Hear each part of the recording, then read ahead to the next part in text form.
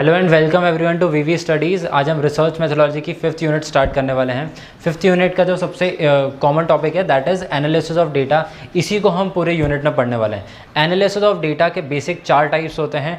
Analysis of data का पहले मतलब समझ लेते हैं। जो हमने डेटा को कंपाइल किया है, जो हमने डेटा का क्लासिफिकेशन किया, फिर टैबुलेशन किया, अब उसको हमें एनालाइज करना है। What is the main meaning of that data, उस डेटा से हमें क्या समझ में आ रहा है। और इसको समझने के लिए 4 अलग टेक्निक्स होती हैं। सबसे पहले आता है multiple regression analysis. Regression and correlation हमने लास्ट सेमेस्टर में पढ़े थे। रिग्रेशन एनालिसिस में, मल्टीपल रिग्रेशन एनालिसिस में क्या होता है, जब हमने सिर्फ एक वेरिएबल लिया होता है, एक डिपेंडेंट वेरिएबल लिया होता है। डिपेंडेंट वेरिएबल का मतलब होता है जैसे कि अगर हम डिमांड और सप्लाई को देखें तो demand is correlated to supply and supply is also correlated to demand. Similarly price जो होता है, प्राइस भी डिपेंड करता है डिमांड के ऊपर। तो इनको बोलते हैं डिपेंडेंट वेरिएबल्स, जो एक चीज़ दूसरे के ऊपर डिपेंड करती है। अगर हम ऐसे डेटा को एनालाइज करने वाले हैं तो तब हम लेंगे multiple regression analysis. Next is multiple discriminant analysis. Multiple regression analysis का ही सब टाइप होता है मल्टीपल डिस्क्रिमिनेंट एनालिसिस। डिस्क्रिमिनेंट का वर्ड का मतलब क्या होता है, जो हमने पिछली बार जो वेरिएबल लिया था, जो हमने मल्टीपल रिग्रेशन एनालिसिस में जो वेरिएबल लिया था, अगर उसको आप सब कैटेगरीज में डिवाइड करते हो, अगेन दैट जो वेरिएबल है वो डिपेंडेंट वेरिएबल ही है, but the dependent variable can be divided into सब categories. For example age group हो गया, एज ग्रुप्स को हम अलग अलग कैटेगरीज में डिवाइड कर सकते हैं। जो प्राइस वैल्यू होती है, प्राइस को हम अलग अलग फैक्टर्स में डिवाइड कर सकते हैं। Professions can be divided into different categories. So ये होता है हमारा मल्टीपल डिस्क्रिमिनेंट एनालिसिस, जहाँ पे एक ही वेरिएबल होता है बट उसके अंदर सब कैटेगरीज बनती हैं। Next is ANOVA. ANOVA is very important topic in this unit, जिसको हम आने वाले टॉपिक्स में डीप अंडरस्टैंड करने वाले हैं। अनोवा बेसिकली 2 टाइप के होते हैं। एक होता है 1 वे अनोवा और एक होता है 2 वे अनोवा। बेसिकली जब हमें कोवेरिएंस चेक करना होता है, जब हमें इंटरडिपेंडेंसी या डिपेंडेंसी चेक करनी होती है, तब हम यूज़ करते हैं अनोवा को। It is a very important tool and technique in statistical technique, जो रिसर्च मेथोलॉजी में सबसे ज़्यादा यूज़ होती है। Last is canonical analysis. Canonical analysis was earlier used instead of ANOVA. ANOVA is a recent technology, but जब ANOVA नहीं था, जब 1 वे ANOVA 2 वे ANOVA जब डिस्कवर नहीं होते, उससे पहले कैनोनिकल एनालिसिस को यूज़ किया जाता था। अगेन जिसमें को डिपेंडेंस वेरिएबल होते हैं। अगर आपके पास सिर्फ एक वेरिएबल है तो आप यूज़ कर सकते हो मल्टीपल रिग्रेशन एनालिसिस या फिर मल्टीपल डिस्क्रिमिनेंट एनालिसिस। बट अगर आपके पास एक से ज़्यादा इंटरडिपेंडेंट वेरिएबल्स हैं तो उसमें ANOVA एनालिसिस यूज़ होता है या फिर canonical analysis. Next coming on to the next topic that is statistical technique. Again statistical techniques also you have studied in semester 1, जहाँ पे आपने सबसे पहले पढ़ा था सेंट्रल टेंडेंसी। सेंट्रल टेंडेंसी 3 तरीके की होती है, मीन, मीडियन और मोड। मीन मतलब क्या होता है, mean is the basically the average value. अगर आपने 100 वैल्यूज़ लिए हैं तो उन 100 अलग अलग यूनिट्स का एवरेज वैल्यू क्या है, उनका मिडिल वैल्यू क्या है, जो कि बेसिकली हमारे डेटा को 2 पार्ट्स में डिवाइड कर देगी। अगर आपको डेटा को 2 पार्ट्स में डिवाइड करना है तो उसके लिए ज़्यादा अच्छा मेजर होता है, मेजर ऑफ टेंडेंसी होती है, that is median. Sorry, I have written here media, it is median, MEDIAN। Median का मतलब क्या होता है, जब आप अपने डेटा को 2 पार्ट्स में डिवाइड कर रहे हो। फॉर एग्जांपल अगर आप 1 से 10 तक के नंबर को अरेंज करो, पहले वो जम्बल्ड फॉर्म में थे, मतलब कि पहले 7 8 6 5 4 3 2 1 इस तरीके से नंबर था। अगर इस नंबर को आप डिसेंडिंग या फिर असेंडिंग ऑर्डर में अरेंज कर दोगे, अरेंज करने के बाद उसको अगर आप सेंट्रल वैल्यू से डिवाइड कर दोगे, जिसका मतलब कि जो उसके ऊपर की वैल्यू आएंगी वो हाईएस्ट वैल्यूज़ होंगी, जो नीचे की वैल्यूज़ आएंगी वो लोअर वैल्यूज़ होंगी। बेसिकली आप 2 अलग अलग पार्ट्स को सेंट्रल से डिवाइड कर रहे हो, that is known as median. And last is mode. Mode हमें बताता है कि सबसे ज़्यादा फ्रीक्वेंसी किसकी है।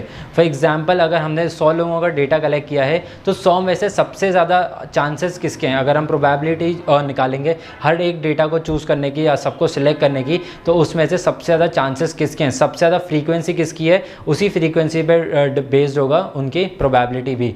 फॉर एग्जाम्पल अगर हम इंडिया में मोड देखें, अगर हम रिलीजन वाइज डिवाइड करें तो मोड सबसे ज़्यादा किसका आएगा, ऑब्वियसली हिंदूज़ का मोड ज़्यादा आएगा, बिकॉज इंडिया में हिंदू ज़्यादा हैं। उसके बाद आएगा मुस्लिम का। तो अगर हम बेसिकली यहाँ पे पॉपुलेशन वाइज अगर हम डिवाइड कर देंगे तो हम मोड देख सकते हैं कि इंडिया में सबसे ज़्यादा वैल्यूज़ किसकी है, सबसे ज़्यादा डेटा किसका कलेक्ट कर सकते हैं। हम पढ़ रहे थे कि मोड क्या होता है, तो हमने बेसिकली सेंट्रल टेंडेंसीज की तीनों वैल्यूज़ देखी थी कि मीन क्या होता है, मीडियन क्या होता है, मोड क्या होता है। नाउ विल स्टडी की मेजर ऑफ स्प्रेड क्या होता है। अब स्प्रेड को अगर हम समझें तो अगर हमने कोई एक कॉमन डेटा कलेक्ट किया है, एक ही पॉपुलेशन में से एक ही सैंपल को अगर हमने कलेक्ट किया है और उसी का डेटा का हमने मीन, मीडियन और मोड तीनों निकाला है, उन तीनों के बीच का जो डिफरेंस होता है उसको निकालने के लिए हम मेजर ऑफ स्प्रेड करते हैं। तो सबसे पहले उसमें निकाल सकते हैं वेरिएंस। वेरिएंस का मतलब क्या होता है, जो आपका मीन आया है, आपने एक पॉपुलेशन लिया था, एक पॉपुलेशन को आपने एक सैंपल में डिवाइड किया था। अब उस सैंपल में से आपका जो मीन है और मीन के साथ साथ जो आपके वेरिएबल, जो अलग अलग वेरिएबल्स हैं, जो अलग अलग वैल्यूज़ हैं, वो कितना ज़्यादा वेरिएट कर रही हैं। फॉर एग्जांपल आपने डेटा कलेक्ट किया था जिसमें से x की वैल्यू हो सकती है 10, 20, 30, 40, 50, 60 एंड सो ऑन, और अगर आपका मीन आया है 20, तो जो आपका मीन है 20, उससे वैल्यूज़ कितनी ज़्यादा वेरिएट कर रही हैं। फॉर एग्जांपल जैसे 10 और 20 के बीच में ज़्यादा डिफरेंस नहीं है, 20 और 20 के बीच में obviously there is no variance, but अगर आप 20 और 50 के बीच में अगर वेरिएंस देखेंगे तो उसमें बहुत ज़्यादा वेरिएंस आ जाएगा। So this is how you calculate the variance. Next is range. Range का मतलब होता है जो आपने डेटा कलेक्ट किया है उसका हाईएस्ट वैल्यू और लोवेस्ट वैल्यू में कितना ज़्यादा डिफरेंस है। फॉर एग्जाम्पल आपने भोपाल सिटी में अगर आपने डेटा कलेक्ट किया है on the basis of age, सबसे ज़्यादा एज वाला पर्सन अगर 95 का है और सबसे कम एज का जिसका आपने डेटा कलेक्ट किया है वो 5 ईयर्स ऑफ एज का है, तो आपका जो रेंज हो गई डेटा की that is highest minus lowest, that is 95 minus 5 and that is 90। सो आपके पास यहाँ पे रेंज ज़्यादा हो गई। रेंज जनरली जब हम कैलकुलेट करते हैं तो हम ये देखना चाहते हैं कि कितना ज़्यादा वैल्यू हमारे पास डाइवर्सिटी में है। फॉर एग्जाम्पल अगर हम सिर्फ एज ग्रुप का रेंज लेते 10, जैसे कि हमने 25 एज ग्रुप से 35 एज ग्रुप तक का अगर डिफरेंस लिया है, सो उसका रेंज बहुत कम हो गया। बट अगर हम डेटा ले रहे हैं फ्रॉम 18 प्लस टू 60, 18 टू 60 अगर हम डेटा ले रहे हैं तो यहाँ पे हमारी रेंज बढ़ गई। तो जितनी ज़्यादा रेंज होती है उतने हमारी ज़्यादा में डेटा में डाइवर्सिटी उतनी ज़्यादा होती है। Next is interquartile range.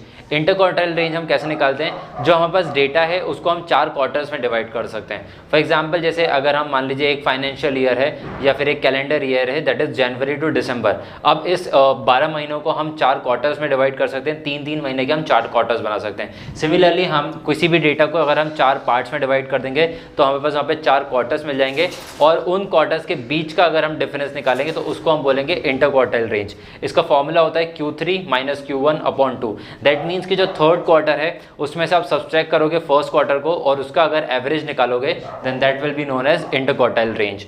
And last है स्टैंडर्ड डेविएशन। स्टैंडर्ड डेविएशन हमने फर्स्ट सेमेस्टर में बहुत अच्छे तरीके से पढ़ा था।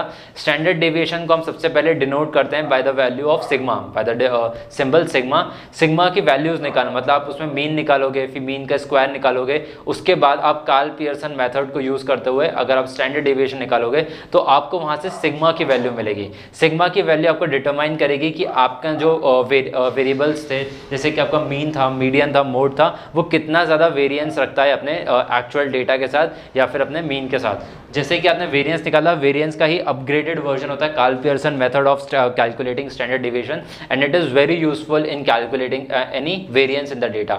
जब आप डेटा को गैदर करेंगे, जैसे हमने डेटा कलेक्शन के मेथड्स देखे थे, आफ्टर कलेक्टिंग द डेटा सबसे पहले हम ये बेसिक 3 सेंट्रल टेंडेंसीज निकालेंगे, उसके बाद हम स्टैंडर्ड डेविएशन निकाल सकते हैं। स्टैंडर्ड डेविएशन निकालने के हमें पता चल जाएगा, चांसेस ऑफ एरर्स हमें पता चल जाएंगे कि कितना ज़्यादा डेटा एक्यूरेट है, कितना ज़्यादा प्रिसिजन है उसमें, और डेटा एक्चुअल एरर से मतलब मीन से कितना ज़्यादा वेरिएंस रखता है या कितना ज़्यादा डेविएशन है डेटा में। Next is measure of shape. Shape हम निकालते हैं जनरली ग्राफ्स के लिए। अगर हमारा डेटा नॉर्मली डिस्ट्रीब्यूटेड होता है, जब हमारी डेटा की जो प्रोबेबिलिटीज हमने निकाली है, प्रोबेबिलिटी के लिए जो हमने मेथड्स यूज़ करे थे, फॉर एग्जांपल अगर हमने 138 करोड़ पॉपुलेशन से अगर हमने डेटा कलेक्ट किया है और हर एक पर्सन की प्रोबेबिलिटी सेम थी, तो उस कंडीशन में हमारा आना चाहिए नॉर्मल डिस्ट्रीब्यूशन कर्व, जहाँ पे मीन, मीडियन, मोड की एग्जैक्ट सेम वैल्यू होगी। They will lie in the straight line. एक स्ट्रेट लाइन बनाएंगे तो उसी लाइन पे मीन, मीडियन और मोड तीनों लाई करेंगे। बट अगर वो अपना शेप को चेंज कर रहे हैं, फॉर एग्जांपल 2 तरीके से चेंज हो सकता है shape, that is skewness and kurtosis. Skewness कब आती है, जब हमारा शेप, जैसे जनरली हम नॉर्मल डिस्ट्रीब्यूशन कब बोलते हैं, जब हमें मिलता है बेल शेप्ड कर्व। लेकिन अगर हमें बेल शेप्ड कर्व नहीं मिल रहा है और हमारा जो ग्राफ है वो आगे की तरफ जा रहा है या फिर पीछे की तरफ आ रहा है, तो उसको हम बोलते हैं स्क्विनेस। फॉर एग्जांपल अगर हमारी जो सेंट्रल लाइन आनी चाहिए, अगर सेंट्रल लाइन हमारी फॉरवर्ड डायरेक्शन में जाती है तो हम उसको बोलते हैं पॉजिटिव स्क्वीनेस, बट अगर हमारा ग्राफ पहले ही स्लोप बना लेता है और उसके बाद फिर वो डिक्लाइन आता है तो उसको हम बोलते हैं negative skewness. So basically there are 3 types of distribution curves. एक होता है हमारा बेल शेप्ड कर्व जहाँ पे एग्जैक्टली सेंटर में मीन, मीडियन और मोड लाई करते हैं, बट अगर हमारे मीन की वैल्यू ज़्यादा है, मीडियन की वैल्यू उससे कम है और मोड की वैल्यू सबसे कम है तो वहाँ पे हमें मिलेगा पॉजिटिव स्क्वीनेस। बट अगर इसका ऑपोजिट है, अगर मोड की वैल्यू सबसे ज़्यादा है, उसके बाद मीडियन की वैल्यू है और लास्ट में अगर मीन की वैल्यू है तो यहाँ पे हमें मिलेगा नेगेटिव स्क्वीनेस, जहाँ पे ग्राफ पीछे की तरफ बल्ज करेगा, लेफ्ट हैंड साइड पे बल्ज आउट करेगा। Next is kurtosis. कोर्टोसिस से हमें पता चलता है हाइट के बारे में कि कितनी ज़्यादा हाइट होगी या फिर बल्ज शेप होगा। फॉर एग्जांपल अगर आपको हायर स्लोप मिल रहा है दैट मीन्स कि उसमें कोर्टोसिस ज़्यादा है, बट अगर आपको फ्लैट लाइंस मिल रही हैं दैट मीन्स कि उसके अंदर कोर्टोसिस कम है। जो डेटा के अंदर जो वेरिएंस आएगा वो ज़्यादा आएगा, एरर आने के जो चांसेस होंगे वह ज़्यादा होंगे। तो सिमिलरली हम फाइंड आउट करेंगे bye the measure of shape, हम फाइंड आउट कर सकते हैं कि हमारा जो प्रोबेबिलिटी डिस्ट्रीब्यूशन था या डेटा ऑफ कलेक्शन का मेथड थे उसमें प्रोबेबिलिटी क्या सेम लाइन पे लाई करती है नहीं। So this we can find out through shape and variance हम फाइंड आउट कर सकते हैं by the measure of spread. I hope the things are clear now and analysis of data is clear.